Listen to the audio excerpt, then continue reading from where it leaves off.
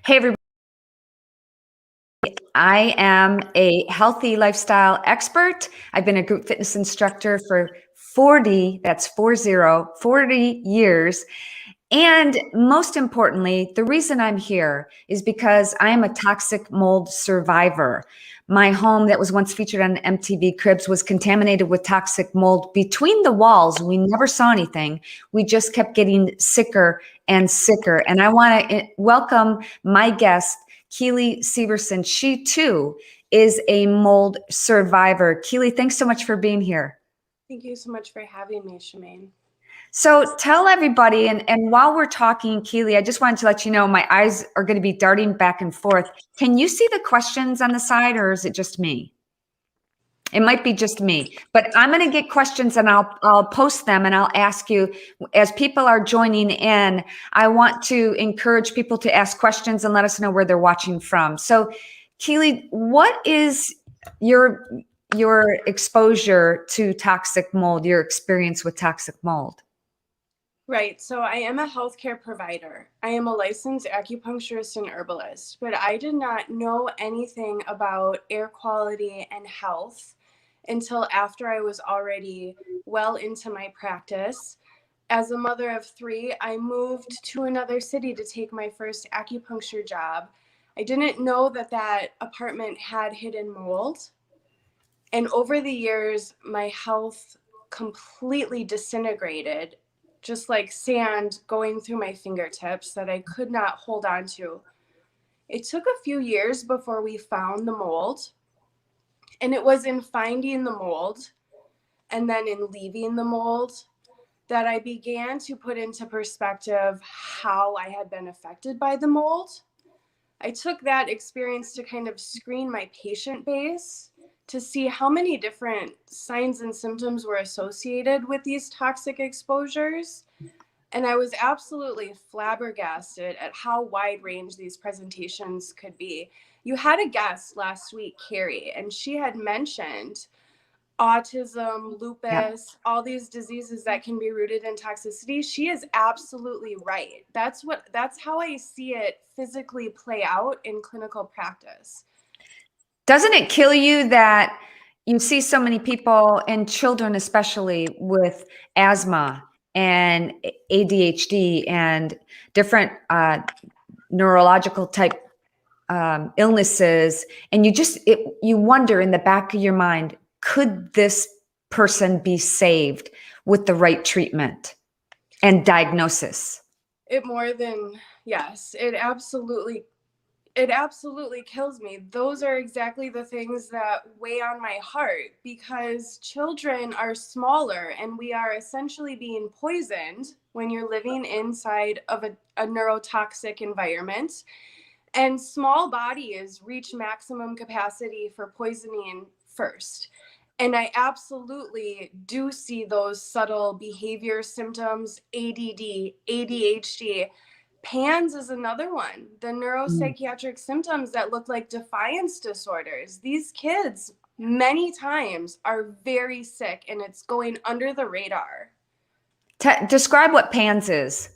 PANS is pediatric acute neuropsychiatric syndrome, and it's a sudden onset of food intolerances and neuropsychiatric behaviors that look like defiance, extreme refusal to have good behavior. It looks like intentional bad behavior. But what's happening is these kiddos' neurological systems are so on fire and so inflamed from the poison that they're losing capacity over their brain and cognitive function. So what were your symptoms? My worst symptom was near kidney failure. At my sickest, I fully lost the ability to urinate and almost ended up with the hospital for surgery. I was very lucky enough to diagnose myself with the proper herbs to clear blockages of mucus out of my kidneys and ureters. And I very narrowly avoided having to go to the hospital to have surgery. But my recurrent bladder and kidney problems got to the point of full on kidney damage. And I also believe that I was very close to having a stroke prior to us finding the mold because of the amount of, I was a lot more overweight from water retention from being in a damp environment. I had severe pressure at the base of my skull and the back of my neck, and lots of signs indicating that my blood flow was not healthy. So, and the, I don't know if you suffered from mold rage, Shemaine, but my husband almost was murdered because of how it, Really? well, I exaggerate and say that a little bit in jest to, as a way to shine a light on how much I was not myself with mold rage. It really took a grasp over controlling my emotions, and I had zero emotional intelligence. I'm typically a poised person, but this really took control over my personality like nothing had, and my anger would flare to the point that I was unrecognizable. You know, I wanted to interject something funny. I think my husband still suffers from that because he has those moments, but it's not a laughing matter at all. And I understand what you're talking about. And I feel worst for the kids, for children. And also a lot of people are probably wondering, can this affect pets? And we both know that it does, but what is your experience with pets? Did you have any pets in your home? We did have an animal that became much more aggressive. Luckily, this animal survived because many people realize how dangerous their homes are because they lose an animal inside the home. Yep. So somebody just posted it. It is Jason. Hello, everyone. Sharing is caring. That's a good point. I'm sorry I'm covering up both of our faces, but I think this is really important. Please, everybody, share this because you never know who might need to hear this. He says, Jason said he was in a basement apartment that later turned out to had toxic mold damage, and the guy just painted over the wet, moldy floor. And I still I'm writing a book right now, Keely. In just a few minutes, we're going to talk about our collaboration that we're going to invite everybody to join us with. But one of the things that happened to me too is a lot of people. Now, when I was exposed to mold, it was almost 20 years ago. So when you mentioned mold in the early 2001, people looked at you like you just said you saw Bigfoot.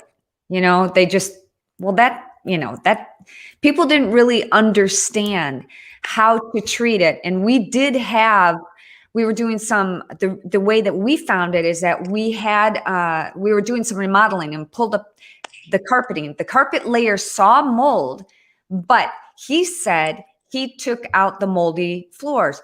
Our first mistake was trusting professionals who say they knew how to handle the job when they really don't. Did you experience anything like that?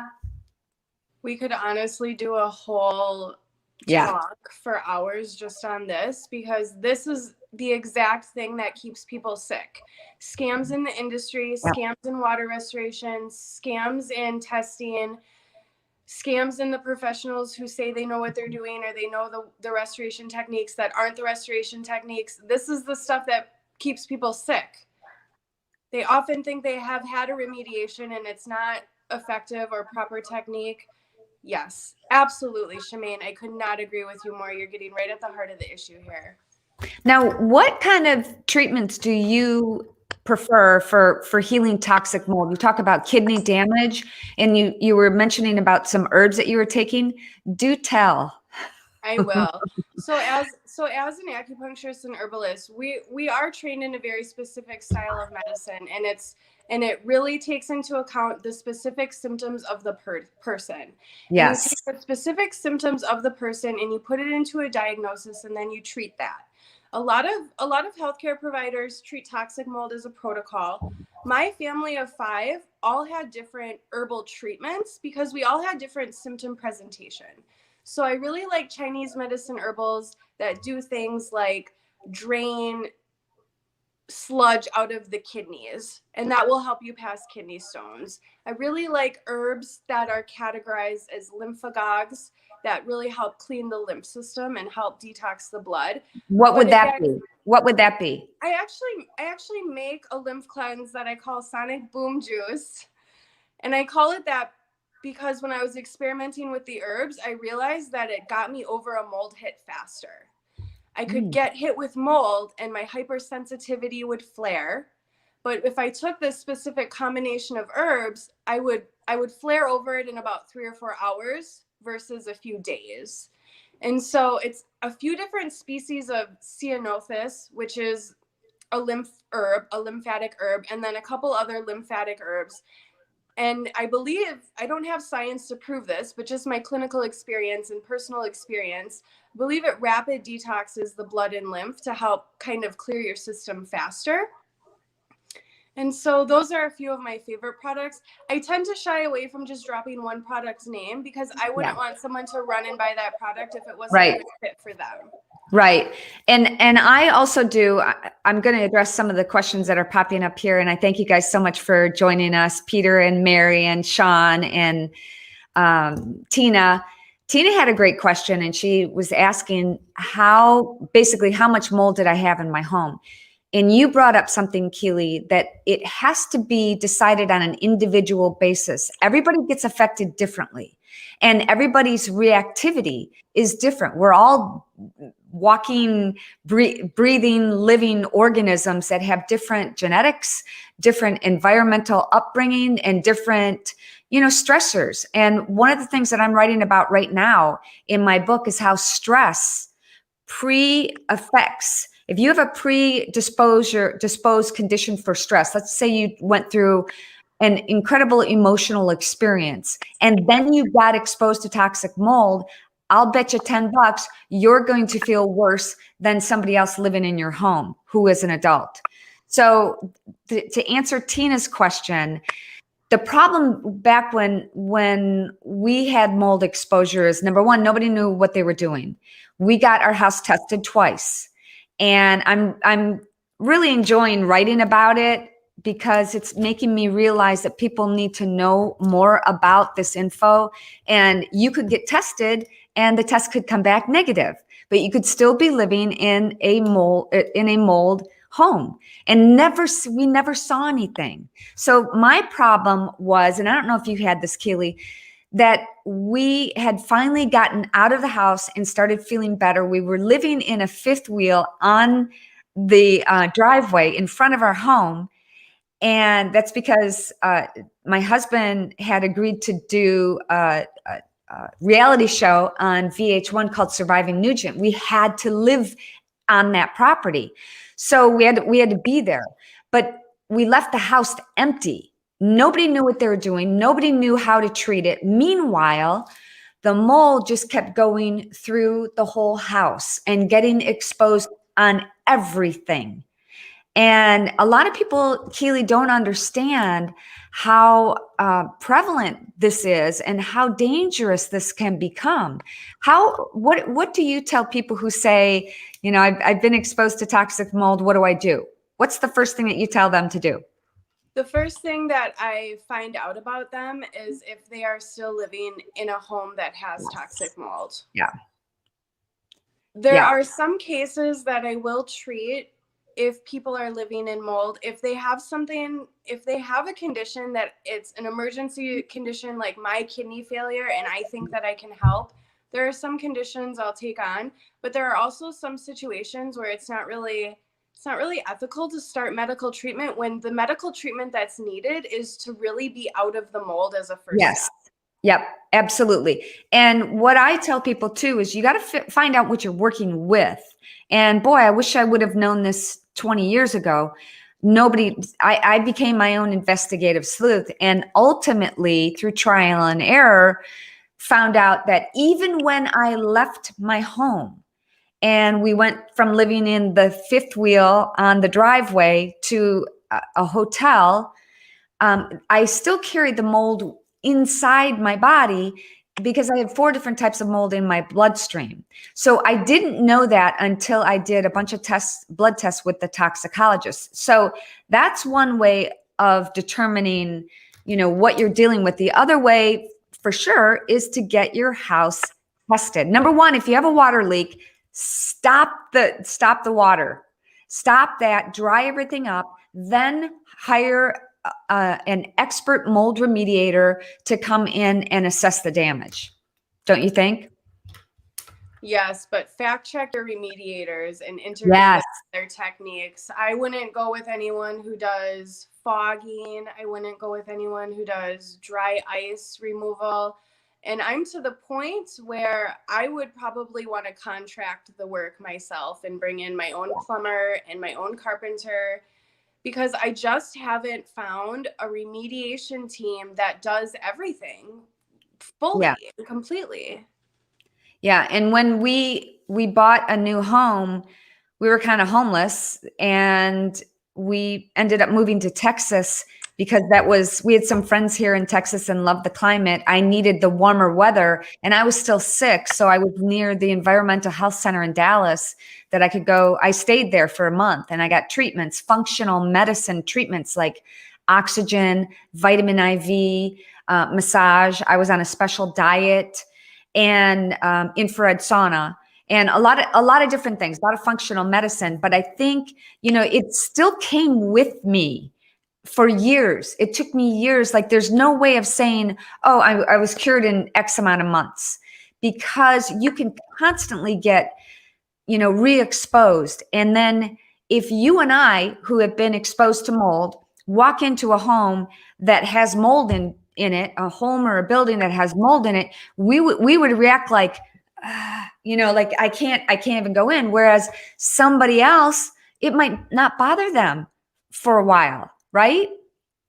Right. What you're describing is when people are in mold and they're used to it and they're masked to the mold, so they don't really realize how it's affecting them. And then they begin to get clear. And that's a term we call unmasked. And then you basically have a mold radar, which is exactly what you're saying. You can go in somewhere and you can say, this does not feel safe. I cannot probably do this. Yeah.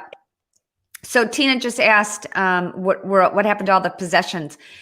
One mold spore is 1/100th the size of human hair, and its natural defense mechanism is to propagate like a million times when it's dead, like a dandelion does. It just goes everywhere. So I remember part of my experience was the insurance company. Again, nobody knew what they were doing.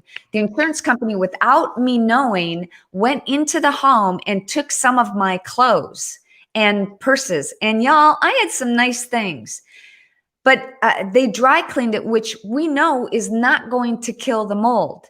Even in the Bible, it says, if you have mold in your home, bring the contents to the center of the home and burn it, because it takes over 500 degrees to kill a mold spore.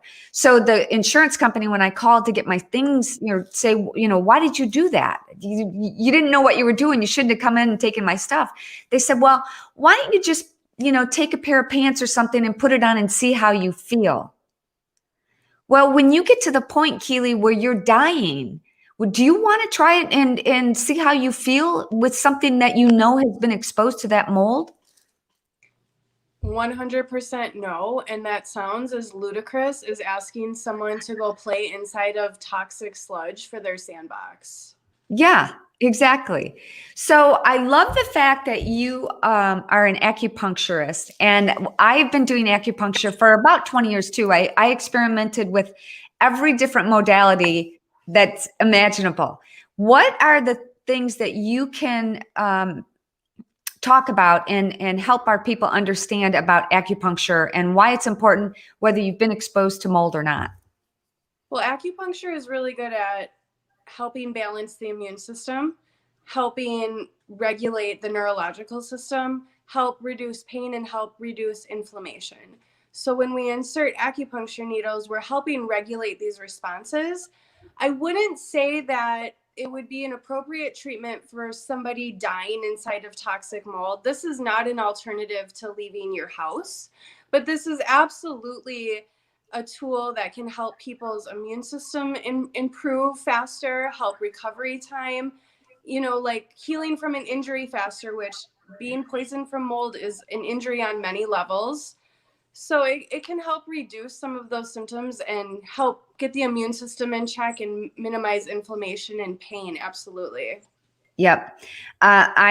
I remember one time I was getting acupuncture done, and there the doctor put the needles in me, and you really don't feel it unless there's a very, very sensitive part that's painful.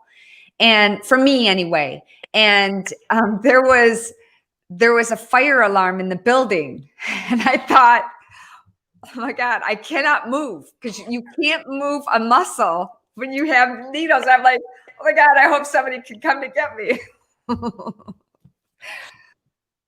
That's funny. Yeah.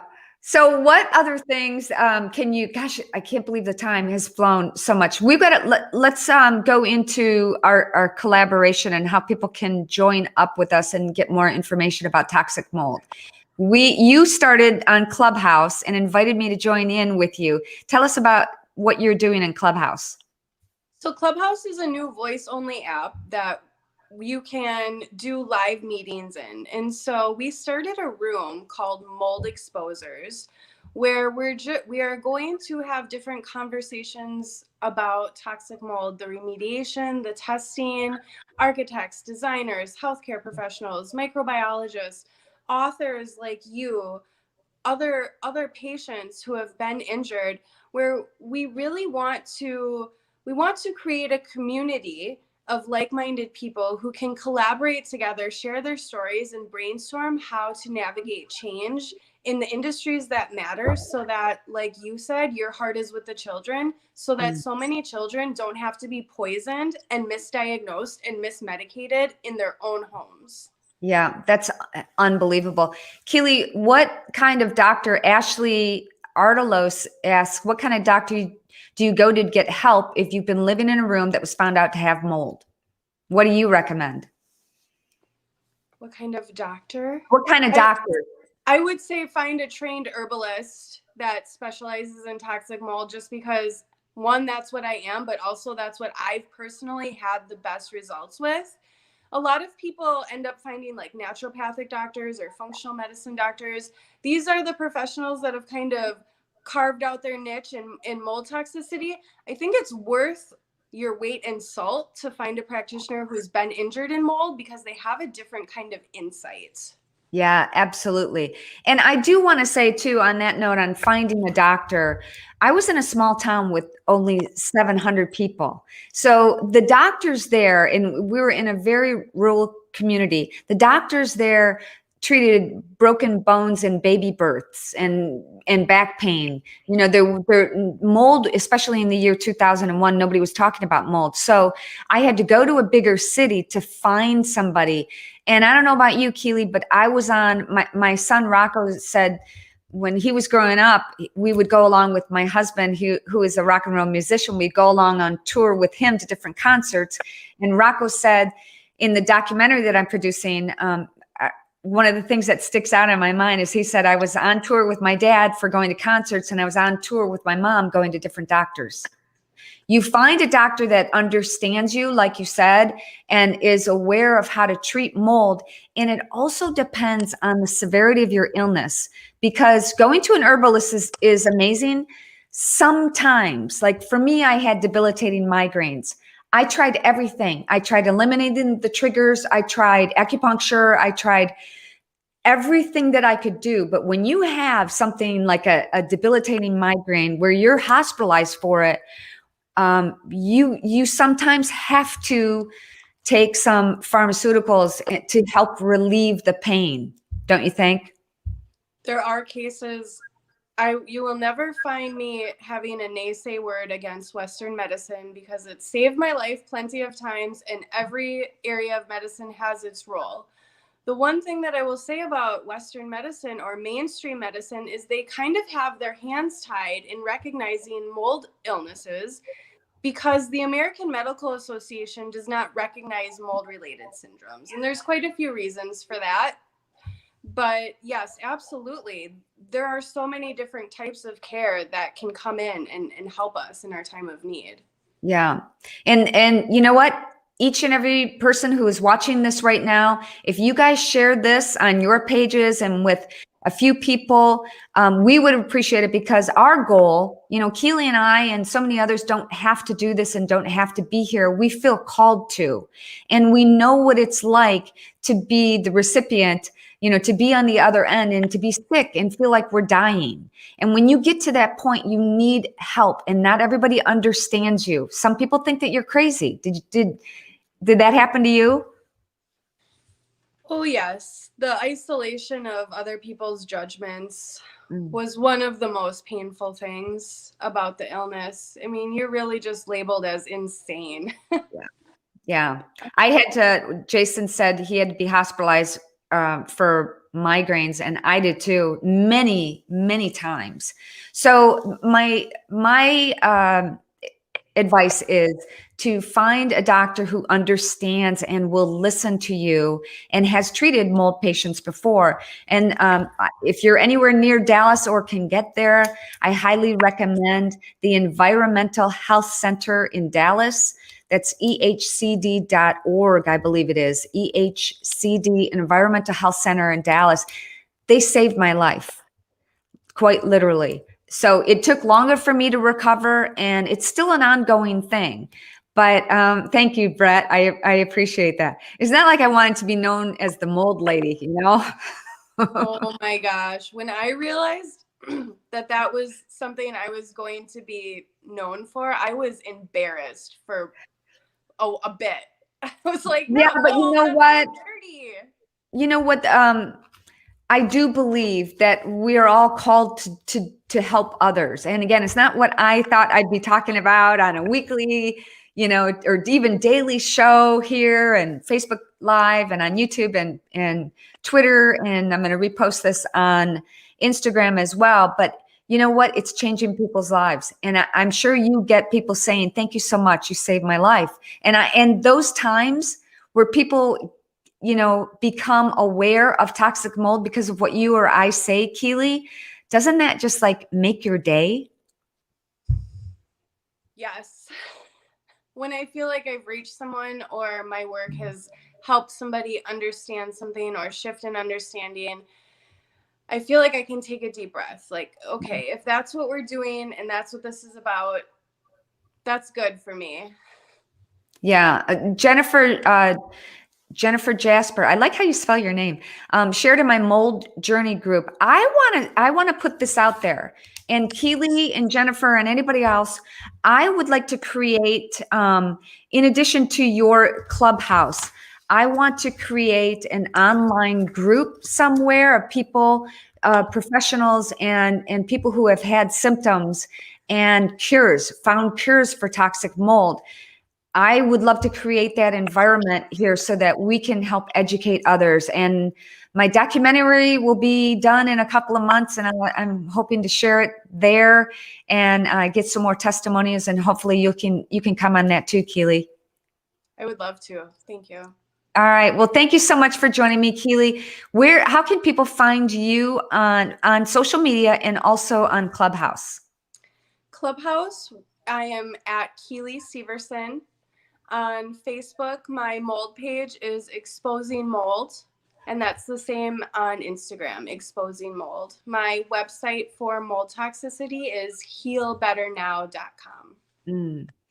Well, send me your messages. I don't always see the DMs here, but I'm going to go back and watch all the comments on this page. So send me your DMs if you have a mold exposure group, and hopefully we can all join forces and help educate everybody about this terrible problem called toxic mold.